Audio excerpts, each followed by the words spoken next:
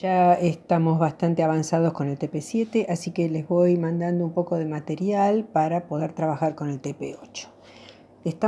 Vamos a hablar ahora de unas ciertas curvas que se llaman cónicas. ¿Quiénes son las cónicas? Son 4 curvas muy conocidas: parábola, circunferencia, elipse e hipérbola. Cada una tiene una forma funcional típica.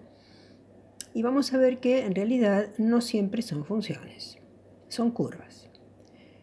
Vamos a empezar por la parábola, que es la que ustedes ya conocen. La parábola, la primera, la más sencilla, es y igual a x cuadrado. Ustedes la saben dibujar.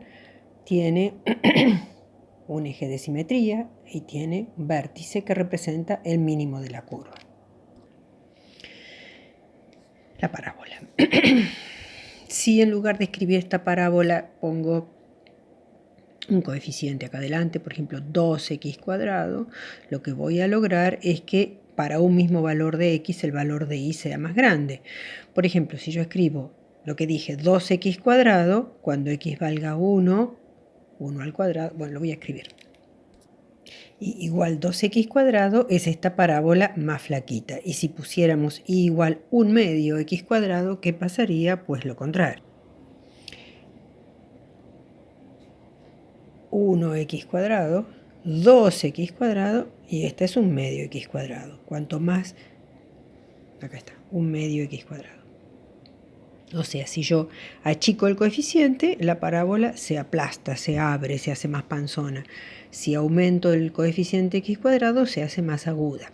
Y si pusiera un número negativo, la parábola iría toda hacia abajo con un máximo en el vértice. La parábola y igual menos x cuadrado es la misma o la rebatida de esta, de la 1x cuadrado, ahora es menos 1x cuadrado. Entonces, ¿qué tiene una parábola? ¿Qué elementos de simetría tiene? Hay un eje de simetría, hay un vértice, el eje de simetría pasa por el vértice. La parábola respecto de eso que llamo eje de simetría se copia idénticamente. Si en lugar de tener todas estas parábolas tienen el vértice en 0, 0 y el eje de simetría es la recta vertical x igual a 0. Hablando de parábolas de la forma y igual algo por x cuadrado. Si a es positivo, son estas parábolas que tienen un mínimo en el vértice. Si a es negativo, como es este ejemplo, la parábola tiene un máximo en el vértice. Entonces, si el coeficiente de x cuadrado es positivo, el vértice es el mínimo. Si es negativo, es el máximo. ¿Qué pasa si el vértice no está en el origen? ¿Cuál es la forma de la ecuación? Es simplemente como esto, pero desplazado. Esta ecuación es similar a esta. Lo que pasa es que según x hice un corrimiento, en la dirección de x es un corrimiento en alfa, y según la dirección y hice un corrimiento en beta. Entonces, el vértice, ¿dónde está? El vértice está en el punto alfa beta. O sea, ¿qué quiero decir? Que a esta parábola le ocurre en x igual a alfa lo mismo que a esta le pasa en x igual a 0. Y cuando y es beta le pasa lo mismo que en y igual a 0 a esta. Entonces el vértice va a estar allí y el eje de simetría va a contener al vértice. Entonces va a ser una vertical no en x igual a 0, sino en x igual a alfa. ¿Cómo será la gráfica de una parábola así? Veamos este ejemplo. La parábola se escribe así, o si les gusta más, y igual x menos 1 al cuadrado menos 2. ¿Cómo voy a dibujar esto? Si yo pienso en lo que dije recién, que el vértice está en alfa beta, aquí ¿quiénes son alfa y beta? Alfa sería 1 y beta sería menos 2. Entonces el vértice está en 1 menos 2. Por lo tanto, el eje de simetría va a ser la vertical que pasa por x igual a 1.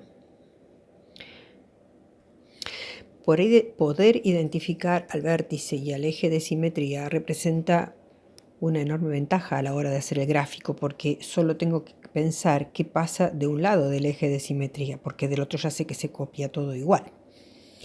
Por ejemplo, si yo a x le digo que valga 1, que es lo que tengo acá, cuando x vale 1, o aquí como quieran, 1 menos 1 me queda 0, por lo tanto y vale menos 2. Este es el valor.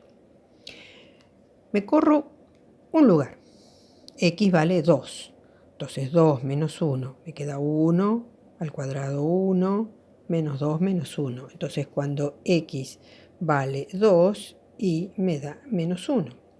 Sé que para el otro lado, o sea, una unidad hacia el otro lado, va a tener que valer lo mismo. Probemos a ver si es cierto. Cuando x vale 0, me queda menos 1 al cuadrado, 1, menos 2, menos 1. Me corro un lugar más, cuando x vale 3, o sea, 2 unidades a la derecha del eje de simetría. 3 menos 1, 2 al cuadrado, 4, menos 2, 2. Entonces aquí me queda bueno, observemos otro puntito por acá y otro puntito por acá.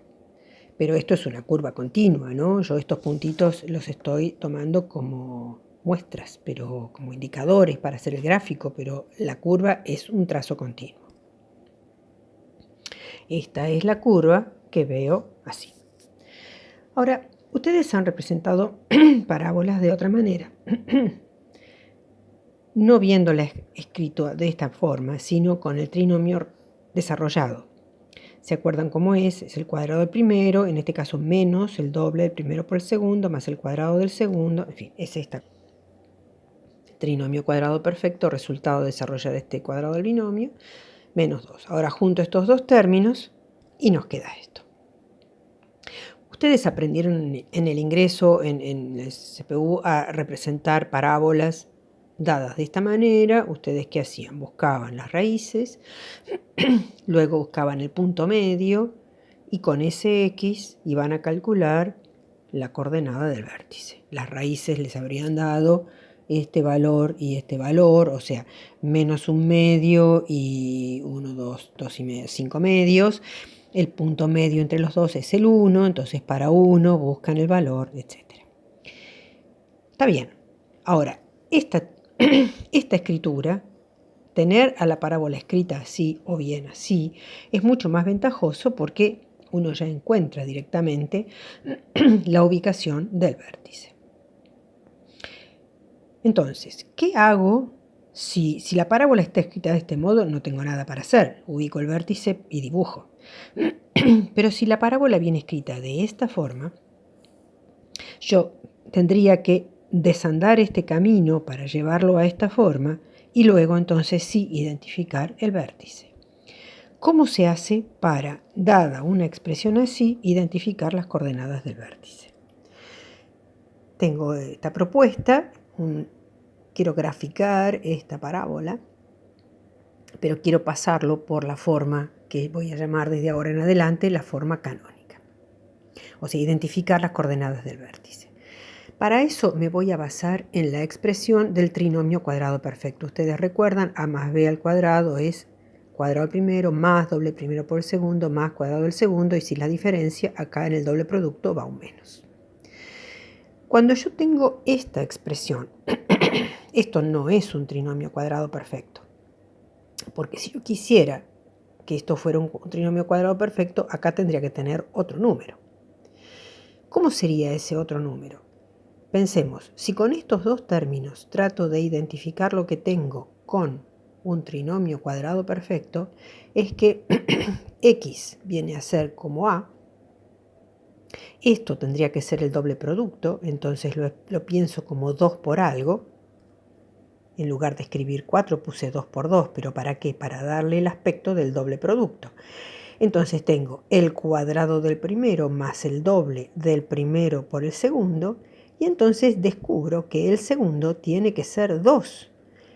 Entonces, para que esto sea un trinomio cuadrado perfecto, voy a agregarle ese 2 al cuadrado que le está faltando. El cuadrado de esto, 2 al cuadrado. claro, pero lo estoy agregando porque se me ocurrió. Entonces lo resto para contrarrestar lo que hice. Y este 3 que lo tenía, lo dejo donde estaba. O sea, lo que acabo de hacer es un artilugio para convertir a esta expresión en un trinomio cuadrado perfecto. Le agrego lo que le falta y le saco eso mismo, de modo que esto es lo mismo que antes. Pero con estos tres términos hasta acá, construí un trinomio